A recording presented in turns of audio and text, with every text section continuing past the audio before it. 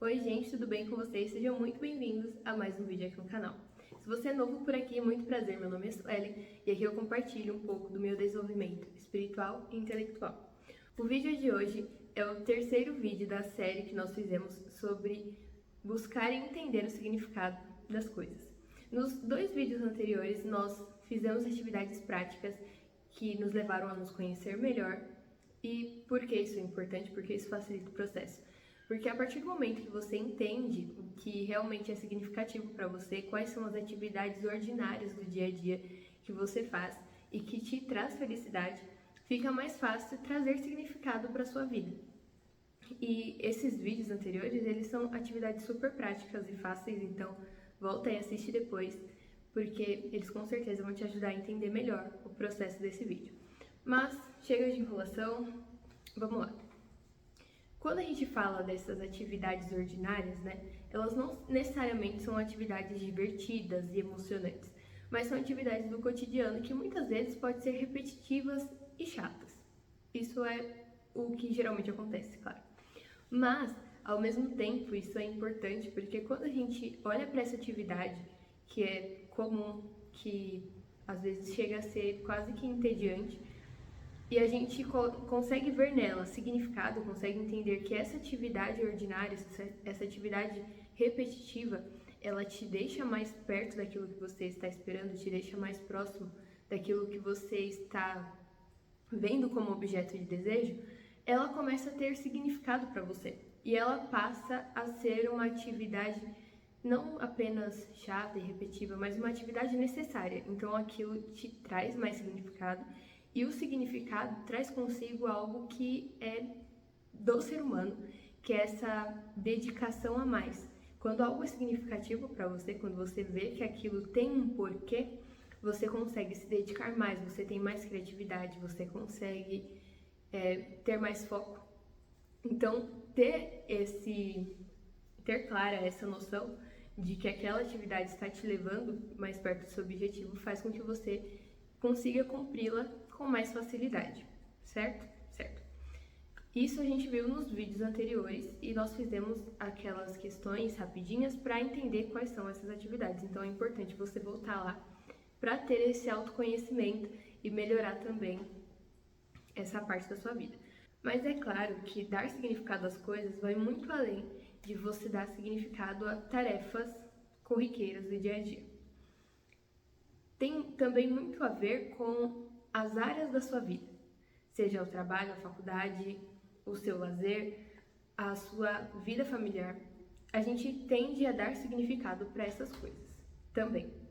E o que acontece? Quando você tem uma área que ela tem muito mais significado, que você está dando muito mais significado, muito mais atenção para essa determinada área e não para as outras, quando acontece uma desilusão, uma perda, um fracasso, digamos assim, apesar que eu não gosto muito da palavra fracasso, mas quando algo dá errado, né? O que é normal, as coisas tendem a dar errado antes de dar certo, afinal é um ciclo, você aprende com esses erros e melhora. Mas quando isso acontece, a sensação é de que assim, você chegou no fundo do poço. Por quê? Porque você está dando tanta questão para essa área, você está dando tanto significado e peso para aquilo, que as outras coisas ao seu redor não têm sentido. E não porque elas não são importantes, mas porque você não está dando o devido valor para elas. Entende? É esse o ponto. Quando você para de dar valor para as outras coisas, seja para sua família, seja para uma outra área que não seja o seu trabalho ou a sua faculdade, por exemplo, já que a maioria aqui lida com essas duas áreas muito mais, né? Tanto a parte do trabalho quanto a da faculdade. A gente começa a nos prender tanto a isso que quando alguma coisa ruim acontece, o sentimento é literalmente de meu Deus, cheguei no fundo do poço. E parece que não tem motivo nenhum para você ser grato, não tem nada mais ao que você se apegar. Porque as outras áreas, elas perderam o valor para você. Suelen, mas eu faço isso intencionalmente? Eu que não tô dando valor para minha família, para minha casa? Eu que não estou dando valor para o meu trabalho, ou não estou dando valor para a faculdade porque eu estou dando muito valor para o trabalho? Calma, quase que deu um nó aqui, mas sim. Às vezes a gente faz tanta questão por uma área que as outras elas perdem o brilho aos nossos olhos. E é por isso que é importante a gente diversificar uma carteira. Como assim? Bom, agora vai chegar em uma parte um pouco... não é complexa, tá? É bem fácil, na verdade, mas que você vai precisar analisar de duas formas. Então, eu vou te dar um exemplo prático e aí você já consegue fazer um exercício aí e também analisar, a partir deste exemplo que eu estou dando, se a sua vida está nessa corda bamba onde você está dando valor e significado apenas para uma coisa, ou se você está assim indo super bem, está conseguindo equilibrar a sua vida, certo? Então vamos lá. Pensa aí em uma carteira de investimento. Uma carteira de investimento, ela tende a ter vários tipos de investimentos lá dentro, sejam ações, fundos imobiliários, BDRs, enfim. Essa carteira de investimento é a sua vida, então dentro dela vai ter todas as áreas da sua vida, seja a área familiar, a do trabalho, a da faculdade, enfim, todas as áreas da sua vida vão estar dentro dessa carteira.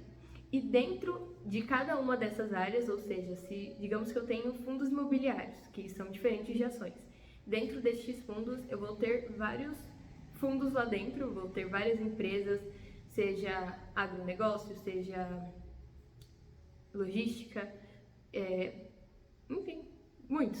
Se eu falar aqui, o vídeo vai ficar muito longo. E dentro de ações você tem diversas ações ali dentro. Quando a gente coloca isso na nossa vida, dentro de cada área da nossa vida, a gente tem as pessoas que fazem parte dela, as atividades, as tarefas. Então, vamos dar um exemplo da área familiar, certo? A sua área familiar envolve, se você é mãe, seus filhos, seu esposo, os membros, né? Quem faz parte ali da sua parentela, as atividades da casa, as contas para pagar, tudo isso. E se você está na faculdade, envolve todos os seus amigos, colegas, professores e todas as atividades, provas e tudo que vem junto com ela. Quando uma dessas áreas, ela está quase que sobrecarregada, porque você está colocando todas as suas forças, todas as suas fichas, você está apostando apenas naquilo, e ela dá errado, você fica super frustrado. Então, como que eu identifico isso? Primeiro, hoje, você olhando para sua carteira, o que você tem visto de investimento? Você olha, por exemplo, para a sua família e você entende que não, eu estou dando valor, eu estou dando atenção, eu estou dando o meu tempo, porque não é só questão de olhar e falar assim, não, eu dou valor para minha família, mas quanto tempo você tem dedicado à sua família? Quanto tempo você tem dedicado aos seus filhos? Ah, mas eu tenho na minha área, por exemplo, agora tá mudando de área, na minha área intelectual de estudos, eu super me dedico, eu faço vários trabalhos, as provas e tudo mais. Ok, muito bom, mas quanto deste tempo você tem dedicado a estudar coisas que melhoram você, além da técnica, além da faculdade, algo que você está fazendo por você? Quanto do seu tempo você realmente tem dedicado para estar presente fazendo essa atividade? Mais do que só fazer, colocar no chat GPT, você realmente está ali sentando, entendendo e interpretando a atividade. Vai muito além de simplesmente você parar e fazer uma atividade do dia a dia, entende? E o que acontece? No livro Por Trás da Felicidade, que é de onde eu tirei todas essas informações, ele dá um exemplo de um cara que vai fazer esse experimento, que eu vou te contar agora, que é o seguinte: visto todas as áreas da sua vida, visto que você tem a área familiar, a área dos amigos, relacionamentos, enfim, visto que você tem tudo isso dentro da sua carteira de investimentos, é importante até que você escreva, se der, escreve aí quais são as áreas da sua vida, quem está envolvido, quem você tem mais acesso direto, enfim, desdobre isso, escreva isso. Visto tudo isso, agora você vai traçar uma linha em uma folha em branco e é um bom momento, já que a gente está no começo do ano, para você fazer isso, porque é um jeito também de você revisitar o ano passado e ver como que foi esse seu processo, como que as coisas caminharam, qual foi o seu crescimento, não só em relação a conquistas, porque muitas vezes a gente conquista muitas coisas, mas não é feliz, porque a gente perde, né, essa noção de que se tem muito mais a ver com o caminho do que com a coisa em si. Vídeo anterior eu falei sobre isso, então volta lá. Mas enfim. Tudo bom. Mas enfim, traça essa reta e aí você separa em janeiro, fevereiro, março, abril, maio, junho até dezembro. E aí você vai colocar lá. Ah, eu fui feliz, e aí se você foi feliz em algum momento ali de janeiro, você tipo teve um pico de felicidade, você coloca ali, fui feliz em tal ponto. Aí não esquece de traçar uma reta aqui do zero, tá? Então, o positivo você tá feliz, o negativo você tá triste. Vou colocar aqui um exemplinho pra você não ficar perdido. Mas, vai fazendo aí.